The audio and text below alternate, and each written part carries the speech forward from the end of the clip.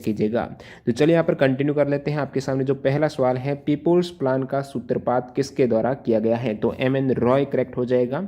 इससे पहले एनटीपीसी में आया हुआ सवाल है, बॉम्बे प्लान है वो किन के द्वारा सूत्रपात उसका शुरुआत की गई थी। आज पूछ लिया है पीपुल्स प्लान का, तो पीपुल्स प्लान का सूत्रपात है वो एम.एन. रॉय ने 1945 में किया था। और बॉम्बे प्लान की बात करें तो 1944 में जो संस्थापक प्रमुख उद्योगपति हैं जैसे कि पुरुषोत्तम दास ठाकुरदास, जे.आर.टी. टाटा और घनश्याम दास बिरला हैं, सर अरदेश दलाल हैं, ये सभी टॉप जो उद्योगपति हैं उनके द्वारा बॉम्बे प्लान है वो 1944 में सूत्रपात किया गया था। और ये भारत के औद्योगिकरण की 15 वर्षीय एक योजना थी। आने वाले शिफ्ट के लिए इंपॉर्टेंट हो जाता है। एक तो आपकी ये गांधीयन प्लान है और ये दोस्तों इसका सूत्रपात किया गया है श्रीमान नारायण अग्रवाल के द्वारा 1944 में। तो गांधीयन प्लान हो जाएगा नारायण अग्रवाल। बात करूं मैं सर्वोदय प्लान की, बहुत बार एग्जाम में आता है, तो ये जयप्रकाश नारायण के द्वारा शुरुआत की गई थी। अगला सवाल देखिएगा यहाँ पर, the test of my life books के लेखक कौन है। The test of my life books हैं, इनके ऑथर है युवराज सिंह।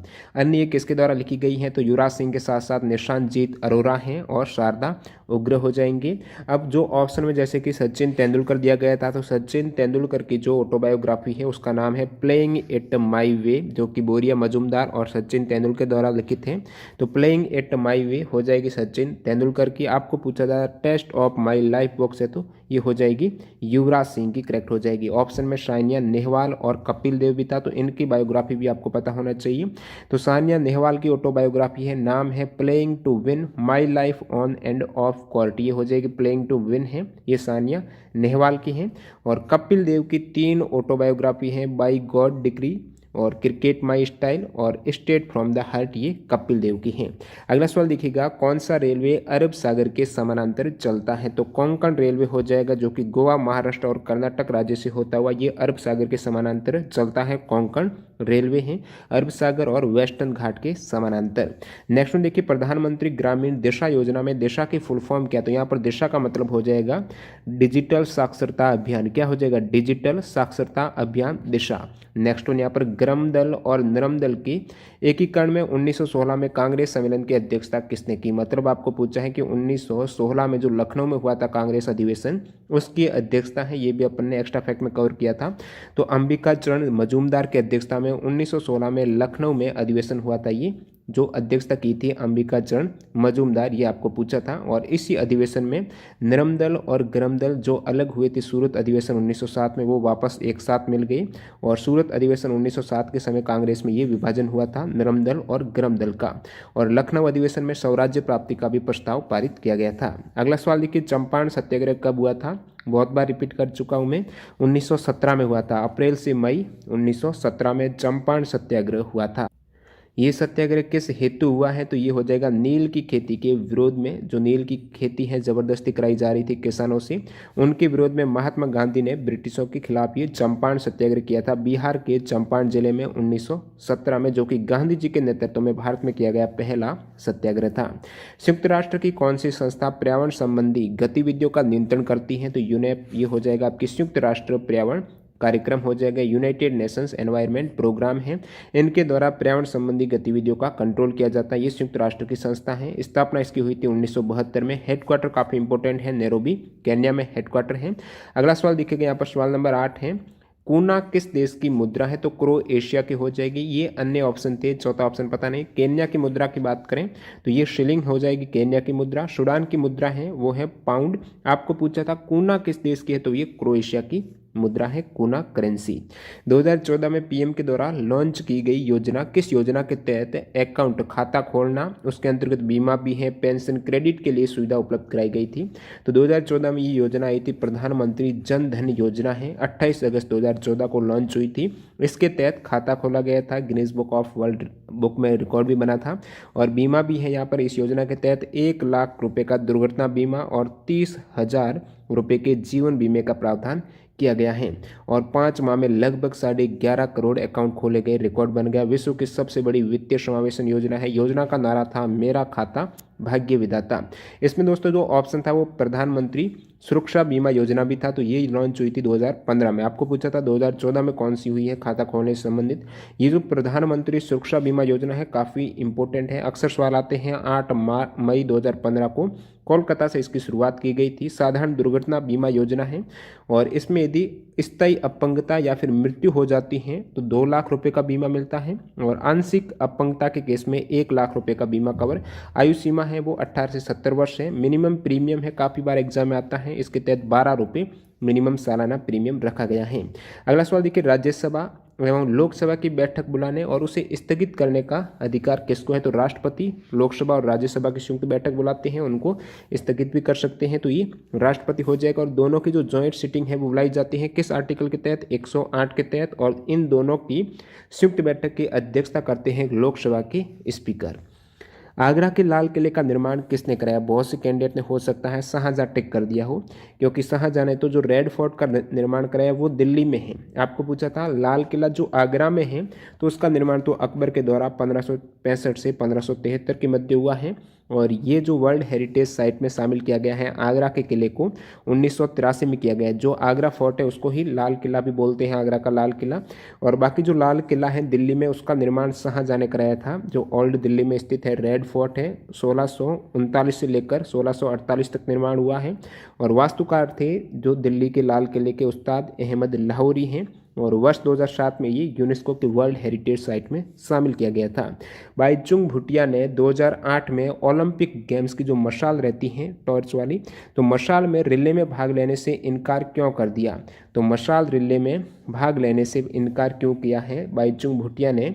तो ये तिब्बतियों के सद्भाव में सपोर्ट, बुद्धिज्म को सपोर्ट करने के लिए उस समय कुछ इसके रिगार्डिंग मुद्दा चल रहा था। तो तिब्बतियों के सद्भाव ने 2008 में ओलंपिक मशाल में रिले में भाग लेने से इनकार कर दिया था फुटबॉलर बाईचुंग भूटिया ने। और उस समय कौन भाग लिया था? तो आमिर खान और पीटी उषा ने यहाँ पर जो मशाल है ये लेकर दौड़ की थी, थाम कर दौड़े थे, इसमें भाग लिया था। और 2008 का समर ओलंपिक हुआ क्या था? तो ये बीजिंग चाइना में हुआ था। सर्वाधिक रेलवे लाइन किस राज्य में है? तो सबसे लॉन्गेस्ट रूट है रेलवे लाइन का तो वो है उत्तर प्रदेश में हो जाएगी सर्वाधिक लंबाई की रेलवे लाइन से। मुंबई को पुणे से कौन सा घाट जोड़ता है? तो ये भोर घाट हो जाएगा। मुंबई को पुणे से कनेक्ट करने वाला पास है भोर घाट और ये मुंबई पुणे एक्सप्रेस वे से गुजरता है। ऑप्शन में थाल घाट भी था, तो थाल घाट मुंबई को नासिक से जोड़ता। आपको पुणे का पूछा तो भोर घाट करना था। पाल घाट की बात करें तो ये कोच्चि को चेन्नई से कनेक्ट करता, मतलब केरला को तमिलनाडु से। द्वितीय परमाणु परीक्षण कहाँ पर हुआ है? दोनों ही परमाणु परीक्षण है वो पोखरण जैसलमेर में हुए हैं, जो राजस्थान के जिले जैसलमेर में पोखरण है वहाँ पर। और ये इंडियन आर्मी के द्वारा पोखरण टेस्ट रेंज में कब हुआ था द्वितीय परमाणु परीक्षण? तो 1998 को हुआ था, 11 से 13 मई 1998 को। इसका कोड नेम बहुत बार पूछा जाता है तो ऑपरेशन शक्ति है कोड नेम। प्रथम परमाणु परीक्षण की बात करूं तो पोखरण प्रथम के नाम से जाना जाता है, ये भी वहीं पर हुआ था। कोड नेम है स्माइलिंग बुधा, 18 मई 1974 को हुआ था। नेक्स्ट में देखिए, हड़प्पा सभ्यता की मोहर पर किस पशु का चित्र अंकित है? तो बैल का चित्र अंकित है हड़प्पा सभ्यता की मोहर पर। यूनिकॉर्न बुल हो जाएगा इसका सही आंसर।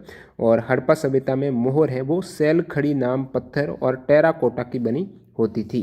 कौन सी अंतर्राष्ट्रीय संस्थान नहीं है? तो अंतर्राष्ट्रीय संस्थान इसमें DRDO करेक्ट हो जाएगा, जो कि भारत की है, अंतर्राष्ट्रीय नहीं है। Defence research and development organisation है, हेडक्वार्टर नई दिल्ली में 1958 में 58 में स्थापित हुआ था। और DRDO की बात करें तो इनके वर्तमान में अध्यक्ष कौन है? तो डॉक्टर G सतीश रेड्डी हो जाएंगे इनके अध्यक्ष। भारतीय वायुसेना के लिए GSAT-7A संचार उपग्रह को किसने विकसित किया है? तो इसरो के द्वारा विकसित किया गया है। इसरो सैटेलाइट सेंटर में ये डेवलप हुआ है। GSAT-7A जो भारतीय वायुसेना के लिए सैटेलाइट संचार उपग्रह है, कम्युनिकेशन सैटेलाइट है। इसको रॉकेट GSLV Mark 2 F11 से लॉन्च किया गया है 19 दिसंबर 2018 को। और भारतीय नौसेना के लिए GSAT-7 उपग्रह इसके समान है। GSAT-7A वायुसेना और नौसेना के लिए GSAT-7 लॉन्च साइट कौन सी है? तो ये सतीश धवन। अगला सवाल देखिएगा, निकट दृष्टि दोष को क्या कहा जाता है? तो मायोपिया कहा जाता है। नियर साइटनेस है जो ये मायोपिया कहलाती है। इसके उपचार हेतु अवतल लेंस जो कॉनकेव लेंस है उसका प्रयोग किया जाता है। दूर दृष्टि दोष को बोला जाता है हाइप्रोपिया और इसके उपचार के हेतु कॉन्वेक्स लेंस का प्रयोग होता है उत्तल लेंस का। वनोन्मूलन का मुख्य कारण, वनों की कटाई का मुख्य कारण है, जहाँ पर बेस्ट ऑप्शन जो था वो सूखा था, तो वो आपको करेक्ट करना था। वन उन्मूलन का मुख्य कारण में जैसे एक तो आपकी जनसंख्या में वृद्धि हो गया, फिर पशुओं के द्वारा जो चराई की जाती है, पशुधन पालन है, और यहाँ पर जो फायर हो जाती है, फॉरेस्ट फायर है, औद्योगिकरण है, ये सभी वनोन्मूलन का प्रमुख कारण हो जाते हैं। पीछे की ओर उड़ने वाला एकमात्र पक्षी कौन सा है? तो ये हमिंग बर्ड, हिंदी में गुंजन पक्षी हमिंग बर्ड है, ये पीछे की ओर उड़ने वाला एकमात्र पक्षी हो जाएगा। करो या मरो का नारा किसने दिया था? महात्मा गांधी जी के द्वारा। ये 1942 में भारत छोड़ो आंदोलन के दौरान करो या मरो का नारा दिया गया था। 2018 के अनुसार सऊदी अरब तेल निर्यातक देशों में प्रथम स्थान पर है, तो सेकंड स्थान पर कौन सा देश है? तेल निर्यातक देशों में सेकंड स्थान पर जो देश हो जाएगा वो रशिया हो जाएगा। कौन सा देश? रशिया। तीसरे स्थान पर इराक है और उसके बाद है यूनाइटेड स्टेट। ये तो हो गया तेल निर्यातक। यदि आ जाए विश्व में तेल उत्पादन, ऑयल उत्पादन में प्रथम स्थान वो है यूनाइटेड स्टेट का, सेकंड है सऊदी अरब का, थर्ड रशिया का है। इसमें कहीं कहीं कभी कभी ये रशिया सेकंड आ जाता है, कभी कभी सऊदी अरब हो जाता है। तो विश्व में ऑयल उत्पादन में फर्स्ट यूएस है, और पूछ रहे निर्यातक देशों में तो वो हो जाएगा फर्स्ट आपकी सऊदी अरब है, और उसके बाद सेकंड स्थान है रशिया का। अगले सवाल की ओर बढ़ते हैं, और इंडिया के केस में बहुत बार पूछ लिया जाता है कौन सा देश इंडिया को सबसे ज़्यादा ऑयल है वो सप्लाई करता है? तो लार्जेस्ट है वो इराक है अभी, और इससे पहले सऊदी अरब था, तो ये भी एक्सचेंज होते रहते हैं। लॉर्ड कर्जन के द्वारा बंगाल विभाजन का मुख्य कारण क्या बताया गया था? तो उस समय जो तत्कालिक कारण बताया गया था लॉर्ड कर्जन के द्वारा बंगाल विभाजन का, आप कमेंट करके बताना इस सवाल में क्या ऑप्शन दिए गए थे। वैसे तत्कालीन गवर्नर जनरल लॉर्ड कर्जन ने बंगाल विभाजन का सबसे प्रमुख कारण वो प्रशासनिक असुविधा बताया था। एक्चुअल में ये है नहीं, इसका वास्तविक कारण है राजनीतिक था, न कि प्रशासनिक था। और ये प्रमुख रूप से मुस्लिम बहुल प्रांतों का सर्जन करने के उद्देश्य से ही भारत के बंगाल को 2 भागों में बांटे जाने का निर्णय लिया गया था लॉर्ड कर्जन के द्वारा। और बंगाल विभाजन है ये निर्णय की घोषणा तो 19 जुलाई 1905 को हुई थी, प्रभावी हुआ था 16 अक्टूबर 1905 को। हॉर्नबिल उत्सव किस राज्य का प्रचलित जो महोत्सव हो जाएगा? ये नागालैंड राज्य का है, हॉर्नबिल है नागालैंड का। इनमें से कौन सा स्थानीय निकाय नहीं है? ग्राम पंचायत, नगर निगम, जिला परिषद और विकास प्राधिकरण आपको करेक्ट करना था। स्थानीय निकाय की बात करूं तो इसमें प्रमुख रूप से 2 प्रकार हैं, ग्रामीण निकाय और नगरीय निकाय। जिसमें ग्रामीण निकाय में आपके आ जाते हैं जिला पंचायत हो गई, जनपद पंचायत, ग्राम पंचायत हैं, और नगरीय निकाय में नगर पालिका है, नगर निगम है, ये सभी आपके नगरीय निकाय में हैं। अगला सवाल देखिए, पक्षियों का अध्ययन को क्या कहा जाता है? तो वैज्ञानिक अध्ययन जो बर्ड का पक्षियों का किया जाता है वो ऑर्निथोलॉजी कहलाता है। जियोग्राफी शब्द सबसे पहले किसने दिया था? तो भूगोल शब्द है पहली बार इरेटोस्थनीज के द्वारा गढ़ा गया था। किनके द्वारा कॉइन किया गया था? इरेटोस्थनीज के द्वारा जियोग्राफी शब्द, इसलिए जो फादर ऑफ जियोग्राफी है वो इरेटोस्थनीज को कहा जाता है। ये ग्रीक भाषा का शब्द है। जियो का अर्थ है अर्थ, ग्राफस का अर्थ है डिस्क्रिप्शन। नेक्स्ट देखिएगा यहाँ पर सवाल नंबर 29 है, भोजन पाचन चरणों का सही क्रम क्या है? तो सही क्रम वहाँ पर ऑप्शन दिए गए थे, अलग अलग क्रम व्यवस्थित किए गए थे। तो ये ट्रिक है आई डेड। आई डेड का मतलब सबसे पहले पाचन में जो होता है वो अंतर ग्रहण होता है, तो अंतर ग्रहण हो जाएगा आई का मतलब ये। और उसके बाद आपके डेड यानी डी का मतलब हो जाएगा डाइजेशन, पाचन हो जाएगा। फिर अवशोषण होता है, एब्सॉर्प्शन होता है ए का मतलब। उसके बाद फिर ये स्वांगीकरण हो जाएगा, इसे ए का मतलब ये, और डी का मतलब ये उत्सर्जन हो जाएगा इंग्लिश में। तो ये है अंतःग्रहण, उसके बाद पाचन, सही क्रम है, अंतःग्रहण होगा, फिर पाचन होगा, फिर अवशोषण, फिर स्वांगीकरण है, फिर उत्सर्जन। अब देखिए स्वांगीकरण क्या होता है, ये बहुत बार एग्जाम में पूछ लिया जाता है। तो भोजन के पाचन से जो उपस्थित पोषक तत्व रह जाते हैं उनके अवशोषण के बाद जो भी पोषक तत्व हैं उनका शरीर की वृद्धि तथा विकास के लिए उपयोग होने वाली प्रक्रिया को, पोषक तत्व जो शरीर की वृद्धि और विकास के लिए उपयोग होते हैं वो प्रक्रिया स्वांगीकरण कहलाती है। अगला सवाल देखिएगा यहाँ पर, बेटी बचाओ बेटी पढ़ाओ योजना का मुख्य उद्देश्य क्या है? तो मुख्य उद्देश्य है लैंगिक समानता को बढ़ाना और लिंगानुपात को ऊपर उठाना, इसका प्रमुख उद्देश्य हो जाएगा। शुरुआत हुई थी 22 जनवरी 2015 को, पानीपत हरियाणा से इसकी शुरुआत की गई थी। महिला एवं बाल विकास मंत्रालय, स्वास्थ्य मंत्रालय, परिवार कल्याण मंत्रालय, मानव संसाधन विकास मंत्रालय की एक संयुक्त पहल है जो कि निम्न लिंगानुपात वाले 100 जिलों से इसकी शुरुआत की गई थी। अल बरूनी भारत किसके साथ भारत आया था? दिल्ली पुलिस में आया हुआ सवाल है ये। तो महमूद गजनवी के साथ भारत आया था अल बरूनी है वो 11वीं सदी में आया था। दिल्ली पुलिस में आया था कि अल बरूनी है वो कब भारत आया था, तो 11वीं सदी में आया था। किनके साथ आया था, महमूद गजनवी के साथ भारत आया था। अब देखिए अल बरूनी है वो कहाँ का निवासी था, तो ये उज्बेकिस्तान में इनका जन्म हुआ था। और मैगस्थनीज हैं ये यूनानी शासक हैं। सेल्यूकस का एक राजदूत था जो चंद्रगुप्त के दरबार में भारत आया था। ये किनके दरबार में जो भी विदेशी यात्री भारत आए हैं ज़रूर देख लेना। यहाँ पर मैगस्थनीज बात करें तो चंद्रगुप्त के दरबार में। चीनी यात्री फाइयान है ये चंद्रगुप्त द्वितीय के शासनकाल में भारत आया था। चीनी यात्री हैंशांग है ये हर्षवर्धन के शासनकाल में भारत आए थे। इत्सिंग है ये भी चीनी यात्री और बौद्ध भिक्षु हैं। नालंदा विश्वविद्यालय में 10 वर्षों तक रहे थे। बहुत बार पूछ लिया जाता है इब्न बतूता एक तो किस देश के नागरिक थे, तो मोरक्को के यात्री थे। और ये मोहम्मद बिन तुगलक के काल में भारत आए थे। मार्को पोलो ये वेनिस के यात्री थे। अगला सवाल देखिएगा यहाँ पर, भारतीय संसद के कार्य करना कब प्रारंभ किया है, तो भारतीय संसद से संबंधित जो प्रथम लोकसभा से यहाँ पर सवाल पूछा गया था, निर्वाचन कब हुआ था, तो ये हो जाएगा आपके 1952 में हुआ था। जो प्रथम इलेक्शन हुए हैं लोकसभा के, इंडियन जनरल इलेक्शन है वो 1951-52 में हुई थी। 25 अक्टूबर 51 से 21 फरवरी 1952 तक है। और इसके तहत भारतीय संसद की प्रथम बैठक वो 13 मई 1952 में हुई थी। नेक्स्ट में देखिएगा यहाँ पर कौन सा कंप्यूटर हार्डवेयर नहीं है, तो इसमें ओड वन आउट से ये सवाल पूछा गया था।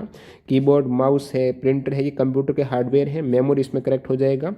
पर्यावरण और विकास पर संयुक्त राष्ट्र सम्मेलन ब्राजील के रियो डी जेनेरियो में कब आयोजित हुए थे, बहुत बार बता चुका हूँ, वैसे सभी को आंसर पता ही होगा। रियो डी जेनेरियो में जो पर्यावरण सम्मेलन हुआ था वो 3 से 14 जून 1992 को हुआ था, जिसमें एजेंडा 21 को घोषित किया गया था। और इसमें 172 देशों ने पृथ्वी सम्मेलन का हिस्सा लिया था, आयोजन किया गया था, उसमें भाग लिया था। नेक्स्ट देखिए, राष्ट्रपति लोकसभा में किस समुदाय के 2 सदस्यों को मनोनीत करते हैं, तो एंग्लो इंडियन समुदाय हैं, उनके 2 सदस्यों को मनोनीत करते थे राष्ट्रपति। अभी का सिनेरियो ये है कि जनवरी 2020 में 104वें संवैधानिक संशोधन अधिनियम 2019 के द्वारा एंग्लो इंडियन समुदाय के जो 2 अतिरिक्त सदस्य की सीट है उनको आरक्षण को समाप्त कर दिया गया है। निम्न में से गोल्डन ट्राइंगल किस शहर को नहीं जोड़ता है, तो 3 सिटी को जो गोल्डन ट्राइंगल है एक पर्यटक सर्किट है, वो कौन सी 3 सिटी हैं, तो उसमें ये लखनऊ नहीं है। बाकी जो स्वर्ण त्रिकोण एक पर्यटक सर्किट दिल्ली, आगरा और जयपुर को कनेक्ट करता है। ये सर्किट 720 किलोमीटर का टूरिज्म रहता है। इस प्रकार आप देख सकते हो, दिल्ली से स्टार्ट करो और फिर आगरा और जयपुर, यहाँ से होते हुए ये सर्किट रहता है। और बाकी ये तो हो गए आपकी ट्राइंगल वाला। बात करूं मैं स्वर्णिम चतुर्भुज, ये सड़क परियोजना है, इसके रिगार्डिंग बहुत बार सवाल आ जाता है। तो स्वर्णिम चतुर्भुज है, ये 4 दिशाओं में है। दिल्ली कौन सी सिटी को है, कौन सी 4 मुख्य मेट्रो सिटी है, तो दिल्ली, चेन्नई, कोलकाता और मुंबई को कनेक्ट करता है। और इसकी लेंथ है 5846 किलोमीटर है। 2001 में ये लॉन्च हुआ था, 2011-12 में कार्य पूर्ण हुआ है। कौन सा कंप्यूटर वायरस नहीं है, जहाँ पर ऑप्शन में आपकी पाइथन दिया गया था, तो ये हाई लेवल प्रोग्रामिंग लैंग्वेज है, न कि वायरस है। हरे पेड़ पौधे प्रकाश की उपस्थिति में प्रकाश संश्लेषण के द्वारा अपना भोजन स्वयं बनाते हैं, ऐसे पौधे क्या कहलाते हैं। हो सकता है इस सवाल की लैंग्वेज अलग हो, लेकिन इस सवाल का जो आंसर था वो स्वपोषी ही था। स्वपोषी की परिभाषा दी गई थी, ऑटोट्रॉफिक है। यहाँ पर ये एक ऐसी प्रक्रिया रहती है जिसमें कुछ तरह के जीव हैं वो CO2, पानी और अकार्बनिक तत्व धूप की मदद से अपना खाना स्वयं बनाते हैं। पहला पूर्ण स्वामित्व वाला भारतीय बैंक जो अभी भी अस्तित्व में है, तो ये हो जाएगा पंजाब नेशनल बैंक है। यदि एग्जैक्ट इस टाइप से था कि अभी भी अस्तित्व में है, तो PNB हो जाएगा। बाकी पूर्णतः भारतीय मैनेजमेंट वाला प्रथम बैंक है वो अवध वाणिज्यिक बैंक था, अभी वैसे अस्तित्व में नहीं है। 1881 में ये फैजाबाद में स्थापना हुई थी, 1958 में बंद हो गया था।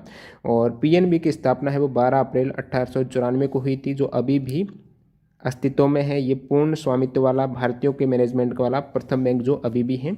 कौन सी कंप्यूटर की मेमोरी नहीं है, तो इस टाइप से ये ऑप्शन दिए गए थे। इसमें प्रिंटर ये मेमोरी नहीं है, बाकी compact disc, RAM, flash drive ये सभी मेमोरी हो जाएगा। तो इस प्रकार टोटल 40 सवाल यहाँ पर कंप्लीट हो गए हैं। और एक ये इस टाइप से रीजनिंग में था कि न्यायालय का संबंध न्याय से है, तो महाविद्यालय का संबंध है वो शिक्षा हो सकता है। ऑप्शन क्या थे बताना। साइन 15 डिग्री की वैल्यू आपको पूछा था, ये एक स्टूडेंट भेजा है, तो ये √3 - 1/2 हो जाएगा। तो टोटल यहाँ पर GK के सवाल आपके हो गए हैं। बाकी हो सकता है इसमें एक आधा सवाल रीजनिंग का भी आ गया हो, तो जो भी सवाल एक दो सवाल मिस रह गए GK के, तो वो भी आप बता देना। वीडियो पूरा देखने के लिए आपका बहुत बहुत धन्यवाद। मिलते हैं ऑल शिफ्ट की वीडियो के साथ।